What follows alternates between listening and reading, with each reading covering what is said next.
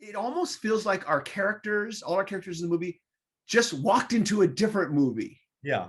It's I like, think wait a that minute, the movie, we're in a different movie right now.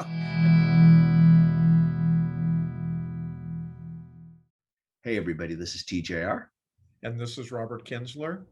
And a while back, you and I got together and we discussed the film Sergeant Pepper's Lonely Hearts Club Band, a film that starred the Bee Gees and Peter Frampton, a film that took a truckload of Beatles songs and tried to compose a narrative out of it, a motion picture narrative.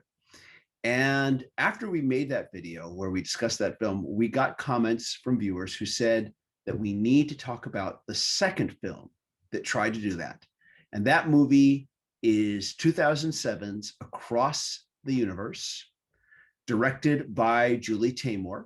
This film was nominated for Best Picture at the Golden Globe Awards.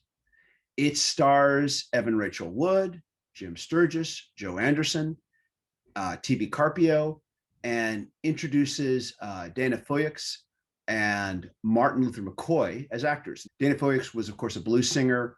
I think this was her first movie role, but she played Sadie. And Martin Luther McCoy played JoJo. She's basically Janis Joplin, Mm-hmm. and he's basically Jimi Hendrix. At any rate, though, this film took a kind of a different approach, a bit more serious approach than Sergeant Pepper did, which tried to be lighthearted and fun. Tell me a little bit about the first time you saw this film. Did you see it in theaters initially? I saw it. I did not see it on the theaters, and I really regret that now. I wish I would have seen it in the theaters. I saw it. I think a friend loaned me the DVD a number of years ago, Mhm. and I watched it. And I don't know if I had other things going on. It didn't strike me so much. And I don't know why, but I recently actually watched it on a flight Mhm. from California to Florida, Mhm. and I caught it, and I was mesmerized. Just love the movie, and I actually plan to try to pick up the Blu-ray or the DVD so I can watch it again, because I really was enthralled by it this time. I don't know what was going on in my life or what was going on around me before, but that's why I wish I would have seen it in the theater, where you're immersed in the experience, and you really get to absorb the storyline, the music, and all the things that go into a film like this. Yeah, so I just saw it recently, and that's where I know I said, "Hey, TJ, we need to really maybe discuss that." And then I know you recently rewatched it as well, right? I watched it last night, but initially I didn't see it in the theater, just like you. I initially watched it around the time it became released to DVD. I remember being kind of liking parts of it, not liking parts of it, and I had forgotten a lot of it. For the life of me, as I watched the film, I could not remember how it ended. This time around, I liked it a lot more than the first time. And I think also we have a bigger TV now. I think Mhm. that helped. And I felt that I mostly liked the film, but I definitely had certain misgivings about some of it, which I guess we'll talk about. Right, right. But overall impressions, it sounds like you like the film now. Yeah, I did. I mean, I'm not going to say it's a perfect film every frame, but Mhm. overall, in terms of the music and the storyline, which is basically a love story set against in the late '60s and against the Vietnam War era and some of the protests of the time and stuff. I thought all that stuff really worked well, and the music I thought was worked very effectively. I mean, we're talking about. I think I gave a count. It looks like they either use in full or parts of 30 Beatles songs, which is pretty ambitious. Yeah. Now, this film received mixed reviews from critics at the time of its release, many of them praising the visuals, the cast, the vocal performances, or the interpretations, I guess, of the songs. Mhm. Though many critics criticized the plot and direction. And the film actually did not do well in theaters. Apparently, it's starting to gain a little bit of a cult audience. This is some of the things that I liked about the film. There was a lot of cleverness in how the Beatles songs were used and Mhm. in how some of them were interpreted. The opening sequence where we're shifting back and forth between America and England with our Mhm. two main characters who are going to fall in love with each other. And we're hearing the same song, which is Hold Me Tight. Mm-hmm. And we hear actually, it shifts between two versions because we've got the scene with Lucy, who's our female character in America at what looks like her high school, obviously a high school prom, dancing with her boyfriend who's going to be going to war soon. Mm-hmm. And we hear the song in a much more pop style, late 50s, early 60s style. But then we shift to England and we see our other main character, Jude, dancing with his girlfriend in what looks like the Cavern Club. Mm-hmm. And there is a band that doesn't quite resemble the Beatles, but they're performing a much rougher version of the song, much more raw. Mm-hmm. And it's interesting how it musically shifts back and forth. There's all kinds of just little touches throughout the film. There are, of course, every character's name, when they have a name, it seems to be coming from a Beatles song. I couldn't find someone who had a name that wasn't out of a Beatles song. Right. And there's just little references sometimes when our two main male characters, Max and Jude, rent a room in an apartment building from Sadie. She mentions the previous tenant was also named Max, and that he hit some woman over the head with a hammer, something like that. There's all kinds of clever references. There's just little references. There was even a little reference to the Ruddles in this film that surprised me. And this is much later in the film. I don't know if you caught it. I didn't. There's a scene. No. Okay, there's a scene with Jude and Jojo after they've both lost their lovers. Jojo's being Sadie, and of course Jude's being Lucy. Where it's an early morning. They're walking through New York, and there is actually a little diner called Psychedelicatessen, which is a line from a Ruddle song. The song that parodies. There's a song called "Cheese and Onions" in the Ruddles film that is a parody of A Day in the Life. And anyways, though, but yeah, there's all kinds of little subtle references. There is, yeah. I mean, and they kind of hit you, and then you, being a Beatles fan, you're going to pick up on those, and for the most part, I thought they worked well. And it's kind of like the inside joke, but everybody's in on it together, and there's a warmth to it, and what you're saying is like it's not a perfect movie, but overall, I thought the musical performances were very good. And I found many of them very nuanced and emotional, which I thought helped, because the storyline, I don't know how original you would say. I mean, it's not the first love story. It's not the first story set in the 60s or against the turbulent 60s. But I thought the way that they fused the music and had some of these kind of more intimate versions of the Beatles songs. Sometimes maybe they're short, like a minute long or something. I thought it really worked well to propel the story forward and the action and everything. Do you want to name just some favorites, some particular favorites? I know I made like what early in the film, I think you hear Jim Sturgis sing "Girl," and it's only about like I was saying, only about a minute long, but very emotional. And he kind of minds that again later when he sings Something, and then also the title track. And I thought his vocals were,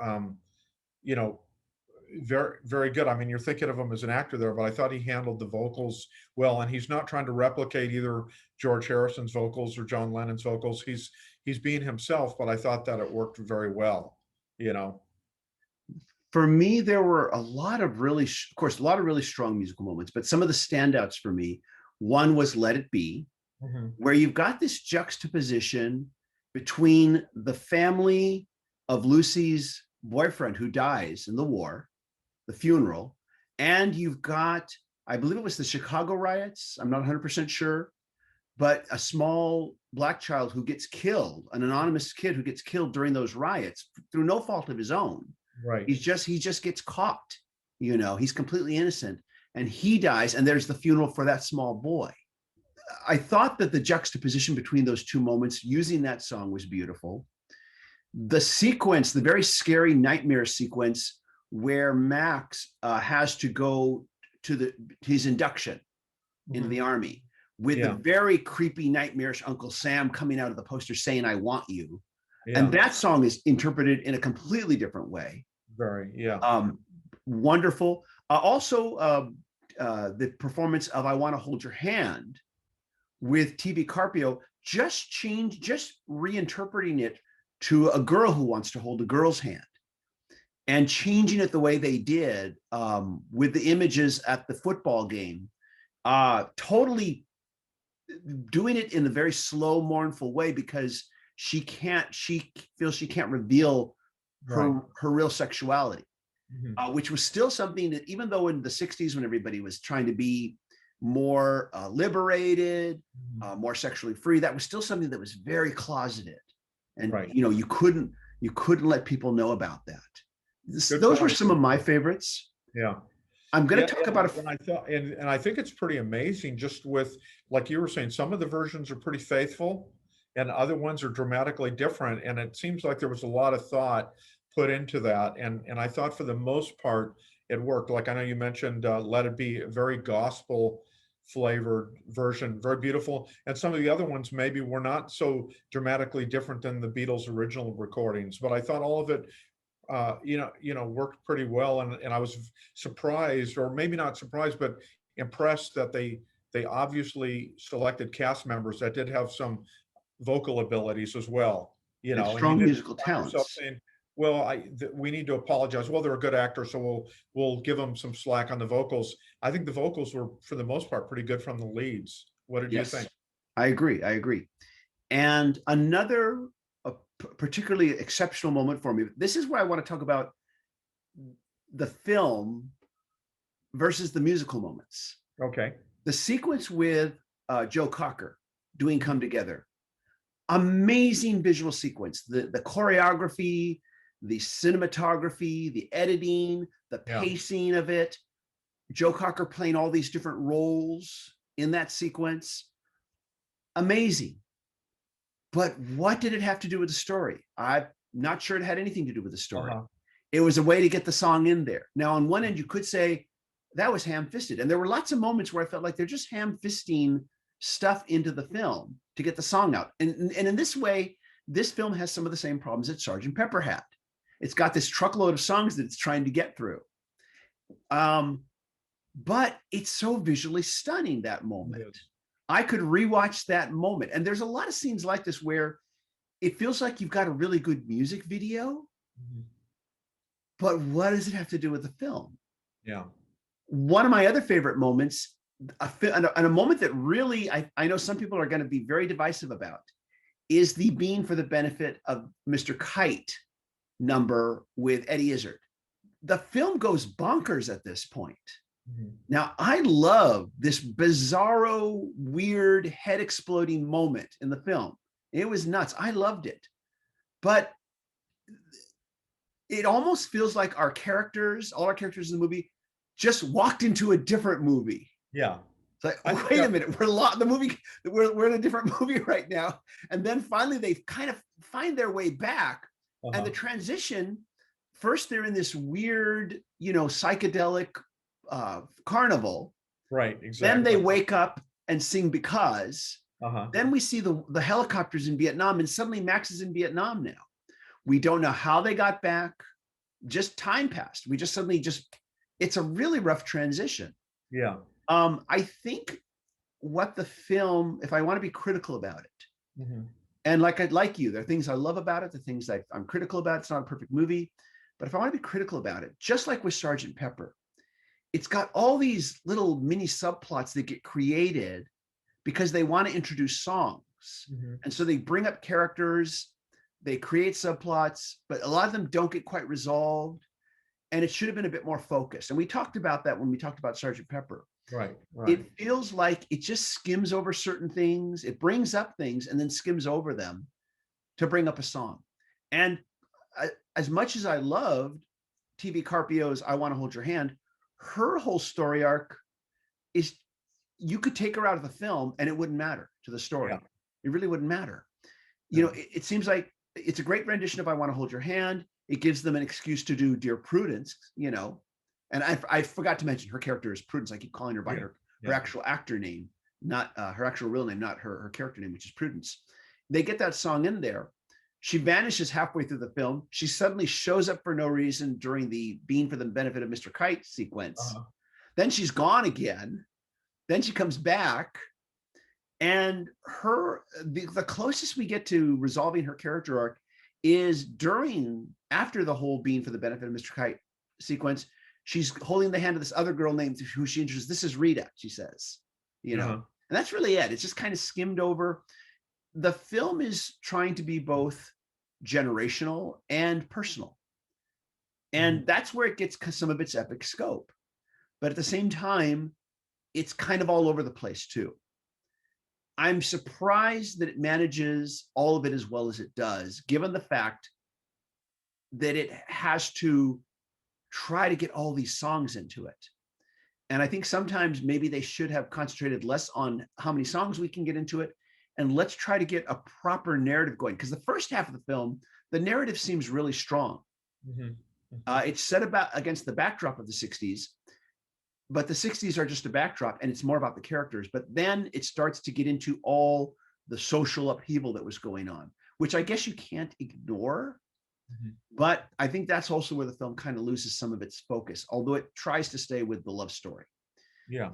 Anyways, those are kind Yeah. of my general thoughts. No, no, good, insightful thoughts on that. I mean, yeah, and I think a lot of that, what you're saying is true. I think that the central characters, obviously, a lot of the focus is kept on them, and that kind of is resolved at the end with them. But some of the other things, like you're saying, yeah, they have to, they bring the characters in, maybe they show them a little bit, then they kind of disappear for a while, and things like that. But yeah, it seems almost like I said, since the emphasis can't be on everything, I think the emphasis seems to be on trying, like you're saying, trying to get all these songs in the movie, and then perhaps the two lead characters probably at the core, and then the other things were brought in perhaps around that. I didn't watch any interviews with the director and see kind Neither of did what the I. thinking was, but overall, what I will say is that this is a movie that, like I said, I'm looking forward to seeing again, and it kind of washed over me, probably in part because these songs, and the characters are really, for the most part, pretty likable, and I think that goes a long way here. But yeah, some of your critiques, I think, are probably justified. It almost feels like we've got too many stories at times. Yeah, But like I said, at the end of the day, while I can be critical about this film and I do understand some of the criticisms regarding it, I would say this film does a better job of doing what it's trying to do, which is build a narrative out of all these songs than say Sergeant Pepper did. I agree. I agree Yeah. with that. Even though Um, Sergeant Pepper's has very likable people in the Bee Gees and it Frampton, does. but Yes, but you're you right. don't form that really deep, I think, emotional connection with the leads like you do here with Evan Rachel Wood and Jim Sturgis. I think you really are rooting for them probably more than you are with the characters in Sergeant Pepper's. I think that's probably, and maybe it's because these are more experienced actors here, and or maybe it's credit to the director. Or it could be a lot of things going on here, and I think that the songs are utilized very well here. But like you said, given that they're trying to cram so many of them into a basically 2 hour and 15-minute movie, you know. There are a few moments. I listened to the soundtrack last night after watching the movie. I just kind of sampled through the soundtrack, and I realized that there are some versions that, how shall I say it? They work well within the context of the movie, but they don't work that well when you listen to them separately. An example would be With a Little Help from My Friends. Uh-huh. The guitars are out of tune deliberately. Right. It's Deliberately. played in a very drunken, sloppy manner, but Right. that's because you've got these college kids getting high, getting Uh-huh. drunk, being rowdy, and it works within the context of the film. But when you just listen to it as a musical experience, it's not quite the same. I It's a agree. track that I would skip over if I was playing the Exactly. soundtrack. But that's not even a quibble or a criticism. It's a choice the director made, and I understand Yeah. why the director made those choices. But Yeah. it doesn't always translate to just listening to the music. Yeah. And yeah, yeah. Um, so I definitely would say that I would welcome the opportunity to see this in a theater if I had the chance. Yeah. I agree. I would love to see it in theater. And like I said, I'm looking forward to hopefully picking up the Blu-ray and seeing it at a better experience than I did on the plane. Definitely. And it says something that you were watching it on a plane and you had the experience that you had. It It says, does, yeah. I mean, yeah, I had a good set of headphones, but that's probably, but obviously I didn't have the really good experience with the visuals. And I yeah, know, but I could tell even there that a lot of work was put into the visuals and just how creative they were being and stuff. And I can't wait to see it again, like I said, in a better viewing situation.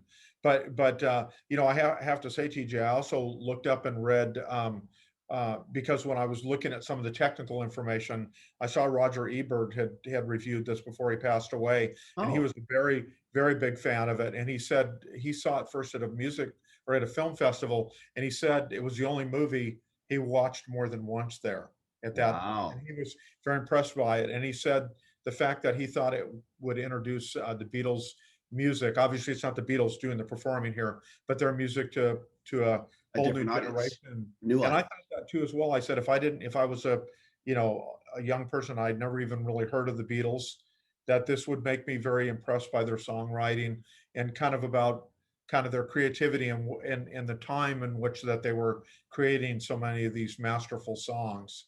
And I think that the movie does a better job of that than Sergeant Pepper's does as well, which was, kind of a crazy fantasy. And this is at least more rooted in the time and the places like we talked about London and New York and stuff, and some of the global political events happening. I think this movie does a better job of kind of connecting the Beatles music with the times in which that they created that music. Yeah, Sergeant Pepper is very much a 70s film. Yeah, It's set in the 70s, it looks 70s, whereas this film is set in the time that the music was coming out. And I think it's going to age better I do as the too. decades go by. I will always be able to recommend Sergeant Pepper the movie with some reservations. Just be aware. Just like I said, think of it like you're watching a goofy. It's a goofy, campy film. You know, don't take it too seriously. Just enjoy it, have a good time. Um, and like you said, the film is very rooted in what was popular at the time. There's echoes of Star Wars, Yeah, there's echoes of Phantom of the Paradise, right. very much throwing everything at the wall that's popular at the time, hoping that it works. Whereas here, it's a much more personal vision from the director. And I think that's why the film is overall better. Julie Taymor was given complete creative freedom. She was no interference, final cut. Everything on there is what she wanted it to be. I don't agree with everything she did. I find it at times a little bit perplexing, but overall, I am impressed with how visually unique so much of it still looks. And this was 2007, the film came out. Yeah. Yeah, How long has 2007. it been now? Wow. It's been over 15 10 years. years. Yeah, yeah, 14 years. Yeah, Yeah. Yeah. So it's like, yeah, it's still holding up, visually holding up really, really well. it is. And yeah, and like I said, in many of the segments may not work as a movie, but definitely work as just these music videos. Yeah, I could rewatch that Joe Cocker sequence, just go to and just watch it and then yeah, watch it again. It's so yeah. impressive. Now Uh, we have what we haven't talked about is I wondered what you thought because I like you I went back and listened to the soundtrack after I watched the movie uh, because I wanted what did you think of Bono's performance of I Am the Walrus because I found I love Bono, I know we're both huge fans of his, but I thought that one wasn't as strong as some of the other selections. What were your kind of thoughts on it?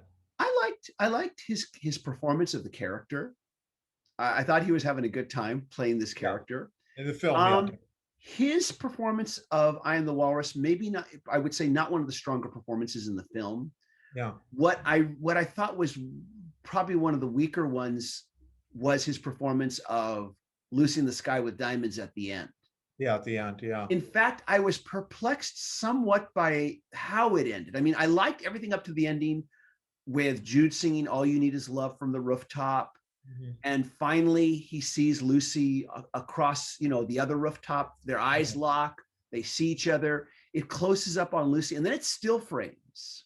But then it goes to Lucy in the Sky with Diamonds being sung by Bono, with images of the cast It looked like they were leftover images from the underwater sequence. I know it was actually Yeah, the yeah, underwater sequence, but where the colors distorted, the filters changed, and you got all the different cast members underwater kissing each other and doing all this stuff. And it just was, to me, that was just kind of weird. It didn't make sense. I think it just should have, it could have just ended with, all you need is love, right. with the two of them locking eyes. I mean, we've had so many fantasy sequences anyways. Maybe they could both float from the buildings and lock arms in the sky, and then the camera could pull back and pull back and pull back until they're very small, ending credits over the city. And then you could do Lucy in the Sky, I guess, Yeah. maybe, but I didn't understand these underwater love sequences. I just didn't understand that at Yeah, the no, end. I agree. Yeah, I think what you just proposed probably be a stronger ending. I mean, just on a first hear of it, yeah, I agree with you, TJ. Yeah, Yeah, much just that'd be I just stronger. thought it was weird that it just suddenly freeze framed on her. It just freeze framed, and maybe it should have just been the image of her with the tear coming down her eye with the credits rolling. Maybe that, or Yeah, just fade to black with the credits rolling, and then you have uh, but even then, I don't think Lucy in the Sky with Diamonds was necessary. It just felt it again. It felt ham fisted in. I keep using that word, and yet she had complete control. yeah, So she decided, I want that song in here now. I want it done this way. yeah, But yeah, I don't think it was, that was the performance of Lucy in the Sky with Diamonds, I thought was probably one of the weaker performances. yeah. I I agree. want to bring up one other really amazing performance because you made me think of it. And that was the performance of While My Guitar Gently Oh Weeps. yeah, I love that performance Yeah. too. By Luther McCoy as JoJo. That sequence of him in the bar, that whole uh, slow burning blues version, very different from the Yeah, original. And yeah, probably I didn't remember it from the first time, but when I saw it again, I thought, oh my gosh, this is one of the strongest versions of this song I have ever heard. yeah. And partly because they completely changed it. Yeah, no, and I agree. Yeah, matter of fact, I put that in my notes. That was one of my favorite performances as well in the movie. I really like that one too. Just as a performance, Yeah, take away the visuals, just listen to it. It's just stunning. yeah, So yeah. I agree.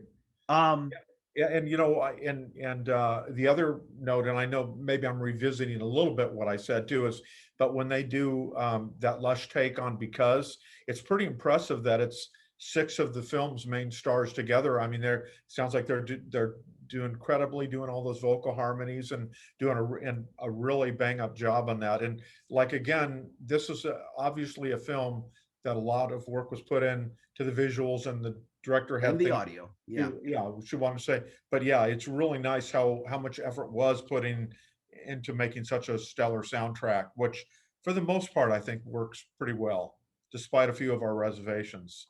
So real quick, I know we're on a time constraint today. So we've got roughly about 2 minutes left. Okay, okay. And any just final things you want to say?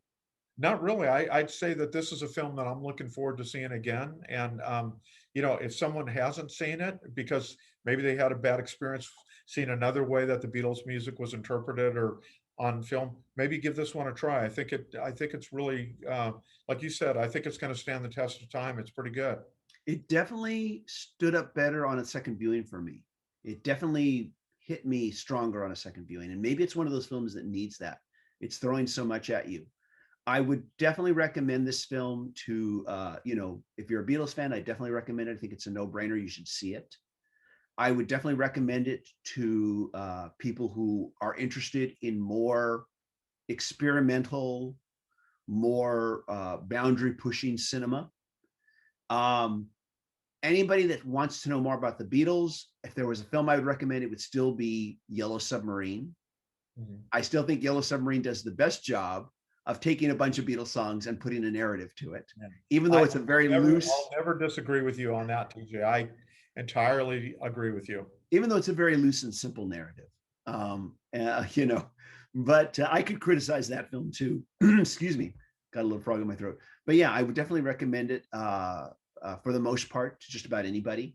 But to anybody who hasn't heard the Beatles yet or is just vaguely aware of them, I would say watch a film like Yellow Submarine or just start listening to some of their albums first, then experience this film. Exactly. as reinterpretation. So at this point, we've kind of run out of time. We want to just ask everybody out there watching, what do you think? Share us your thoughts, good or bad. And if you want to see more videos like this, please click like. It takes so little effort and it does so much for the channel.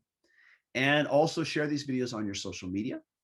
I also want to give a big shout out to the patron supporters whose support is always appreciated. They're helping us to make more videos. And if you'd like to be a patron supporter, go to patreon.com/TGR the original. If you can't be a patron supporter, that's cool. Just click like. Click that like button. Share it on your social media. Robert, this was fun. It was We need very to talk fun. about more music movies. I know we've talked about this, but we need to talk about more music movies. There's a lot of stuff out there, There is. and some of it forgotten.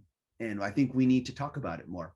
So everybody share with us your thoughts, and hopefully we'll do this again soon. See Bye, you later, everybody. everybody. Take care.